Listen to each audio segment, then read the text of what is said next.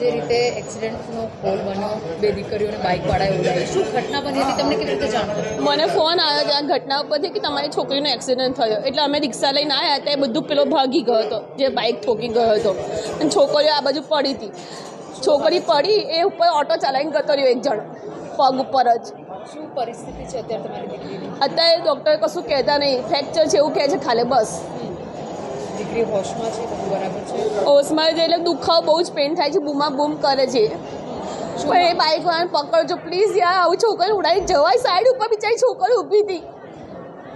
શું આ જે બાઇક ચાલક જેણે અકસ્માત સર્જો એના પર શું કાર્યવાહી થવી જોઈએ? હું તો કહું પકડીને 6 મહિના શું વર્ષ 2 મહિના ગાલી દેવો છો કે આવી રીતે તું સ્પીડમાં ગાડી ચલાવતા ભાન છે. આટલી બધી પબ્લિકમાં 100ની સ્પીડે ગાડી ચલાવતો હશે ઓછામાં ઓછી. બધા આજુબાજુએ મને કીધું છે. બિલકુલ આવી રીતે રફતારના લીધે કેટલાય લોકોએ નિર્દોષ લોકોએ જીવ ગુમાવ્યા છે, તો આના વિરુદ્ધ પણ કડક કાર્યવાહી થવી જોઈએ.